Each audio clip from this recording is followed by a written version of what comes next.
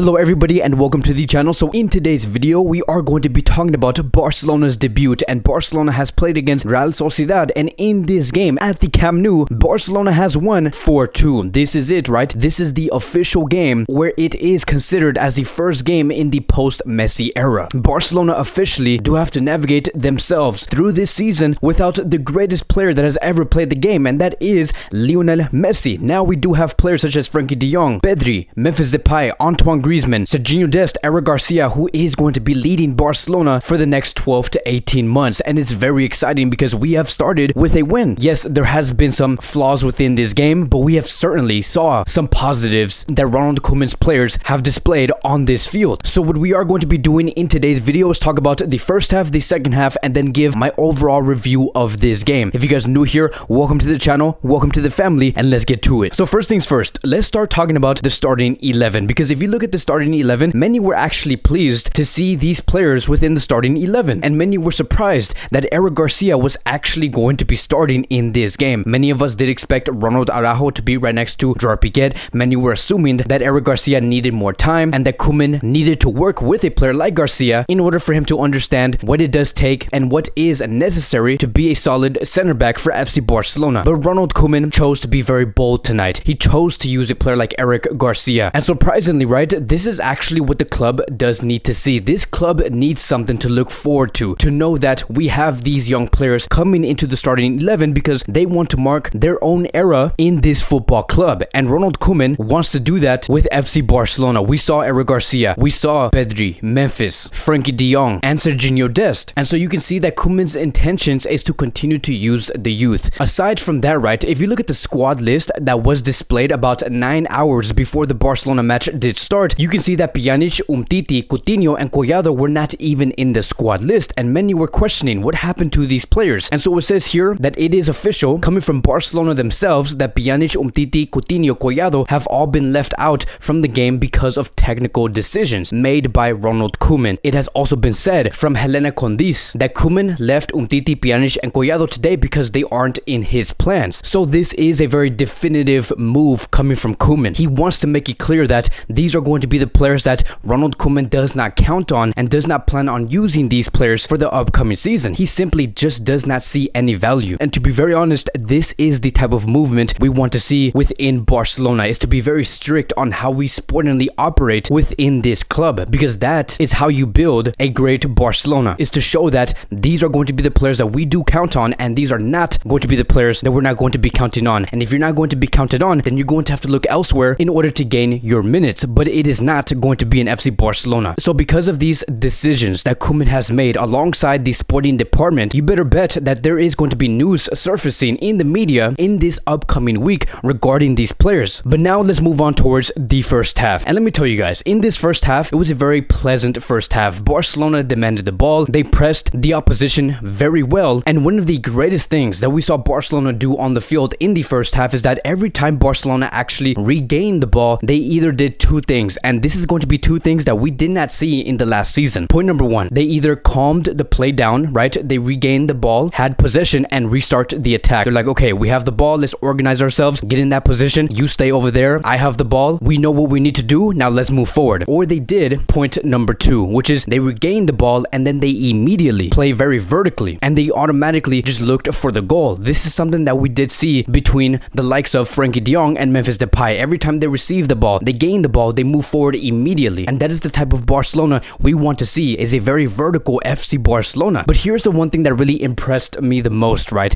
is the fact that we looked very calm and organized at the back. When we chose to calm the play down and restart the attack, that defensive line looked very organized, and especially a player like Eric Garcia. If you look at the heat map coming from Eric Garcia, you can see that he was very involved, he always had the ball. Gerard chose to use Eric Garcia as his sideman and let him have the ball and make the decisions, and Eric Garcia looked very comfortable moving the ball forward, which is why we see the heat map being almost in the middle of the pitch. And so Garcia was the most extreme. He had the ball many times at the back of the field right next to Neto, or he either had the ball in the halfway line. And the only reason why we saw Eric Garcia so forward is because Barcelona counted on him. They are confident that Garcia can move the ball forward and add more numbers in the opposition side. And of course, when you have a organized defense, you are also going to be having a organized attack. Now Now let's move on towards the attack, because players like Memphis Depay, Frenkie de Jong, Antoine Griezmann, and Martin Braithwaite, they were the lights of the first half. They were the players that showed up to bring Barcelona the results that they did need. Memphis Depay, in those first 5 to 10 minutes, he really did put on a show, and he continued to do that throughout the whole game. But I remember, right, in those first 1 to 5 minutes, you can see that Memphis Depay immediately showed some confidence. He showed that he has adapted within Barcelona's play, and I believe that it was on the 3rd minute where Memphis Depay did receive the ball. He flicked the ball over the player, but only for the defender to foul Memphis Depay. But if you're going to tell me that this is going to be the Depay that we are going to be seeing for the rest of the season, I am very excited, and I am all in for it for Memphis Depay to lead this attacking line for the next 8 months, because this is what we have been missing at Barcelona,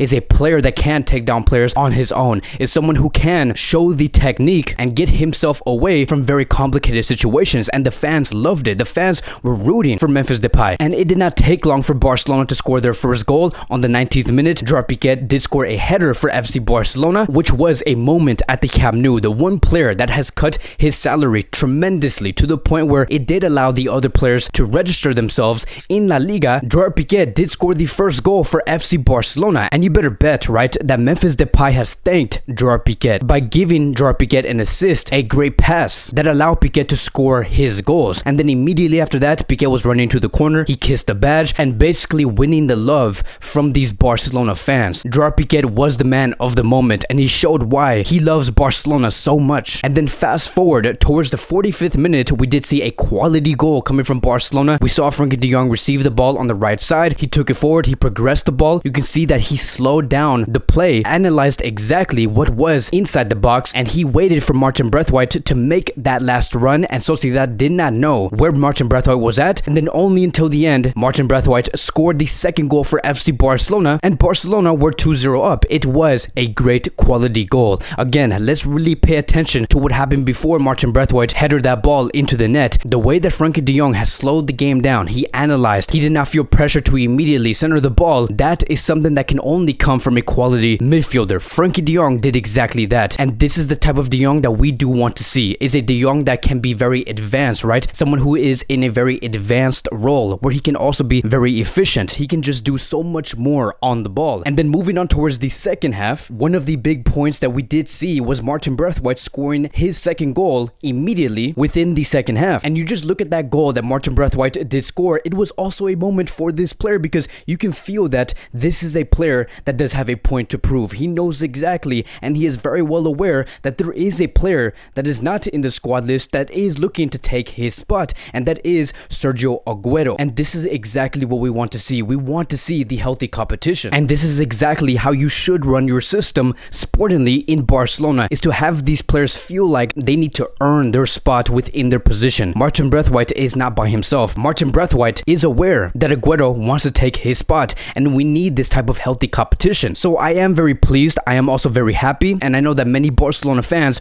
are pleased with Martin Braithwaite's performance. We have to pay respect towards this player. This player came into Barcelona, and people believing that this player was not going to be doing anything for this club. But Martin Braithwaite, looking at the ceiling that he does have as a player, he is doing very well for FC Barcelona, and I do applaud this player for trying and intending to do his absolute best. Now again, it was not all sunshine and rainbows. I do want to point out one thing that did not resonate very well with many Barcelona fans and with me specifically, right? And that is this. In those last 15 minutes, right? And I did put this on Twitter, and I did say that in these last 15 minutes, we should not relax. In these last 15 minutes, we need to keep going until the very end, until the whistle does blow. We need to continue to pressure, continue to defend, continue to always attack the spaces, score as many goals as possible. That is what we need to do in those last 15 minutes. But in the last 15 minutes, Barcelona defensively looked very calm. It's like Barcelona lost their rhythm. And I do not know why this does happen to FC Barcelona. This is something that Koeman is going to have to fix eventually, because you look at the type of performance Barcelona has put out in those last 60 to 65 minutes. Those two goals that Real Sociedad has scored against Barcelona, that was not going to be doing Barcelona any justice. Barcelona certainly did not deserve to have a tie at the Camp Nou during their debut. They have played very well. But Sociedad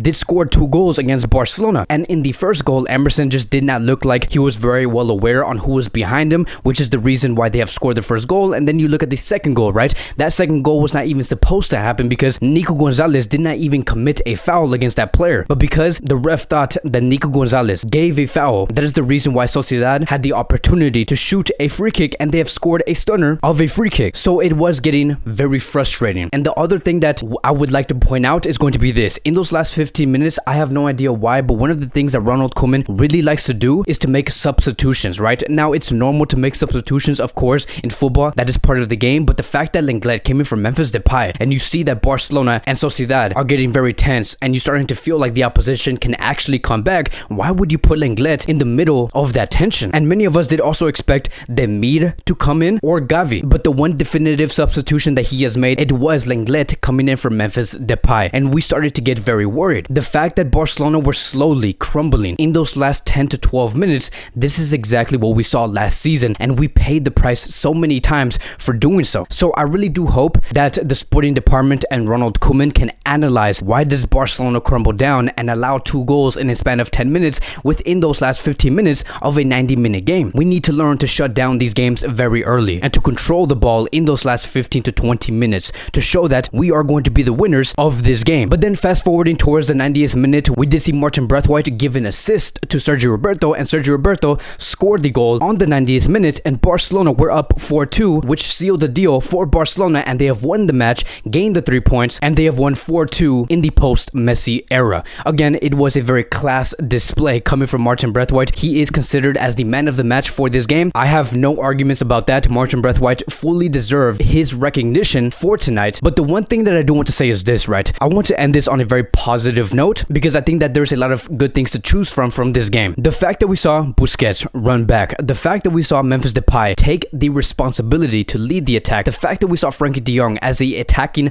midfielder, and the fact that we saw Antoine Griezmann be very free in the final third area, or Jordi Alba showing skills on his side of the pitch, learning to be very confident, learning to dribble on his own. These are qualities that we did not see before coming from these players. And the reason why I believe that these players showed more enthusiasm, showed that they can add more quality to this game, it is because Messi, the captain, the greatest player of all time, is not there anymore. And I feel like, right, you can get a sensation, a feeling that these players want to be doing more on the pitch, to be more efficient, to add more quality. Because look, that is how you build a team, is to show confidence. Because I do believe that these players were probably talking to themselves, or were talking to Koeman and saying, look, if it's not going to be Lionel Messi who's going to be giving the assist, who's going to be taking down players in the middle of the pitch or scoring goals, let's take the responsibility. And that is something that we should be very excited for, to see these players do some things, show some quality that we did not see before in the previous 2 or 3 seasons. But again, the post-Messi era has begun, and Barcelona has won 4-2 against Sociedad in Barcelona. Let me know who was your man of the match in today's game, and also what did you think about Eric Garcia's performance in his debut. Again, I do want to thank you guys so much for watching. If you guys are new here, welcome to the channel. Please like, subscribe, comment, and I will see you guys in the next video.